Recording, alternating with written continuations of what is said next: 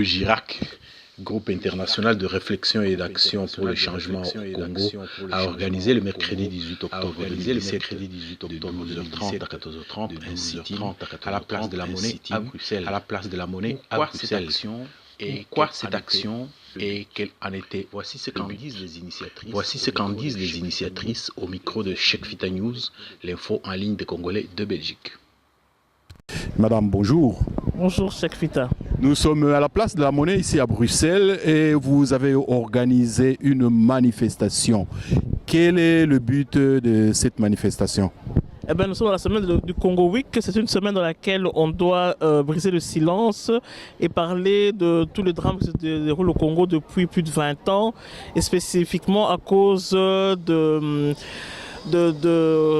des minerais. Voilà, donc au fait on va prendre des minerais à outrance et ça crée des guerres, ça crée des maladies et tout ça. Donc on est là pour sensibiliser les gens, pour leur dire que l'industrie actuellement, c'est grâce au Congo, les iPhones, les iPads, les téléphones portables, la digitalisation de tout, c'est fait au sang, grâce au sang des femmes ou des enfants congolais, voilà, qui travaillent dans les mines ou qui meurent par les guerres ou par les maladies transmises en cas de guerre. Voilà. Au moment où nous parlons, il y a des gens qui circulent avec des téléphones. Vous avez l'impression qu'ils sont sensibles ou bien ils sont vraiment inconscients? C'est pas qu'ils sont inconscients, mais le téléphone est devenu quelque chose un ustensile domestique. On l'a tout le temps sur soi. Les gens ne savent plus s'en passer. On a créé un besoin qui au départ n'existait pas. Donc les gens ne se rendent pas compte de fait qu'ils demandent plus de téléphone. Et bien là-bas aussi on tue pour avoir les matières premières pour pouvoir venir vendre le téléphone, pour fabriquer le téléphone. Voilà. Et vous allez vous arrêter là ou bien c'est une campagne qui va continuer? Ben, chaque fois on a l'occasion de le dire, je crois que tout Congolais devrait avoir, partout où il est, à n'importe quel moment, pouvoir sensibiliser les gens à ce problème-là, au problème que les multinationales font du Congo. Voilà. Vous n'êtes pas seul, il y a d'autres compatriotes qui sont avec vous, celles qui voudraient bien crier son ras-le-bol. Madame, bonjour. Ah, bonjour Fita. Qu'est-ce qui vous a poussé à quitter votre boulot d'avocate, je suppose, pour venir manifester ici à la place de la Monnaie à Bruxelles? Bon, je suis venu manifester contre toutes les violences qui se passent en RDC.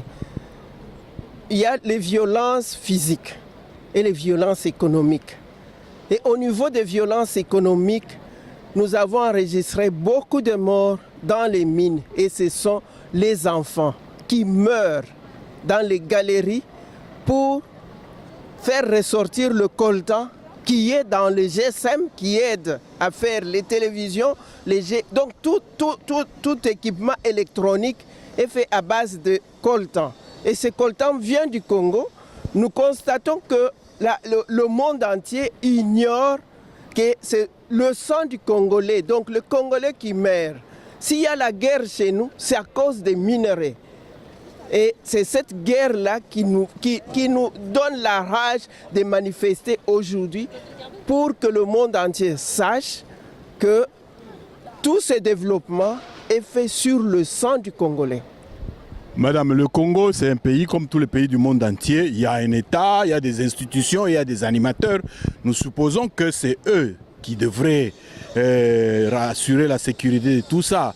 Mais comment se fait-il qu'il y ait un État et que ça a l'air si désordonné?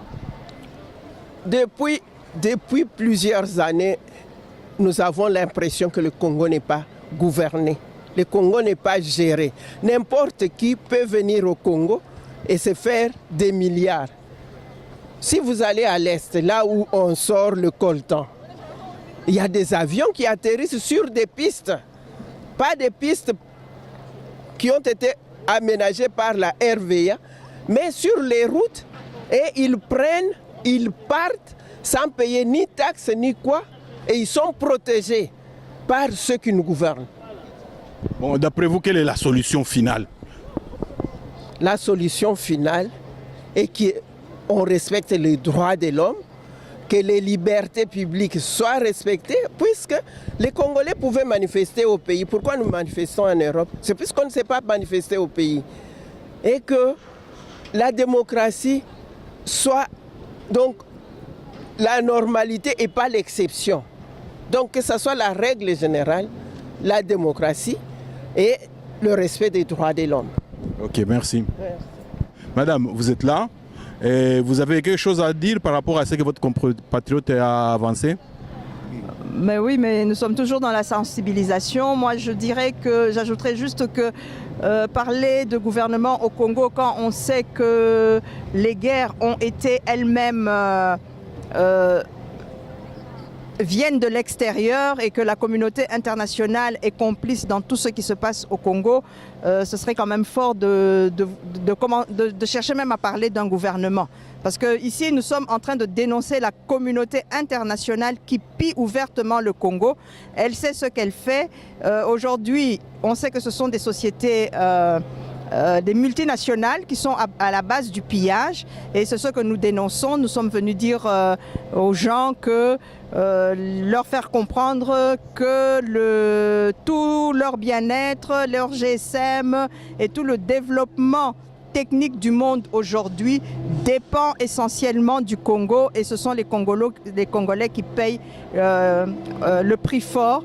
C'est le sang des Congolais qui est, on l'a dit plusieurs fois, c'est le sang des Congolais qui est sur les GSM, sur tous les appareils, même sur les fusées. Le lancement des fusées dépend du cuivre et du coltan du Congo.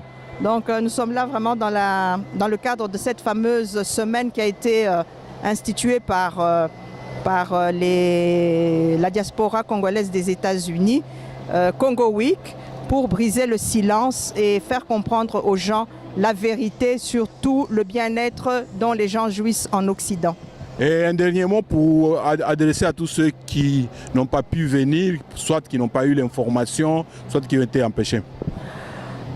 Nous espérons que les gens suivent parce que l'événement a été annoncé sur Facebook. Les gens disent qu'ils suivent Facebook, donc cela a été annoncé. On a fait de notre mieux. C'est vrai que organiser une Congo Week, c'est une première. Nous allons essayer de faire mieux l'année prochaine pour que tout le monde soit sensibilisé. Au moins, comme ça passe déjà sur le Internet de Cheikh Fita, que les gens sachent que l'année prochaine, aux mêmes dates, il y aura un Congo Week, une deuxième édition du Congo Week et que les gens s'apprêtent déjà aussi eux-mêmes pour entrer en contact avec les différentes personnes qu'ils verront sur les vidéos de Cheikh Fita. Nous vous remercions, madame. Si, Cheikh Fita. Okay. Voilà, moi tout ce que j'ai à ajouter, c'est que le Congolais doit s'éveiller. Le Congolais doit se réveiller.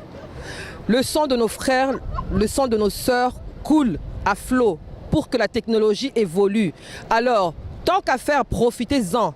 Quand vous êtes sur Internet, apprenez, mettez-vous au courant de ce qui se passe tous les jours dans notre pays. On a beau dire la communauté internationale, on a beau montrer du doigt les autres. L'enfer, ce n'est pas toujours les autres. L'enfer, c'est des fois notre irresponsabilité. Soyez responsables. Quand on organise une manifestation, levez-vous, faites un sacrifice pour votre pays parce que les pays où nous vivons rigolent. On a beau décider quoi que ce soit, on a beau faire aux Congolais quoi que ce soit, le Congolais est incapable de se lever en masse pour dire non, pour dire stop. Sachez que des peuples ont disparu, les peuples de Tasmanie, des Indiens d'Amérique, il y a beaucoup de gens qui sont partis comme ça. Alors nous avons Internet, nous avons l'information, informez-vous, réveillez-vous, sensibilisez autour de vous, dites à vos enfants que les téléphones qu'ils utilisent, il y a des gens, il y a du sang derrière. Tous les minerais qui font qu'ils ont les iPads, qu'ils ont Internet, qu'ils ont tout ce qu'ils ont comme information, il y a du sang des Congolais. Du sang des Congolais qui est versé derrière. Alors éveillez-vous, apprenez à dire stop. Merci.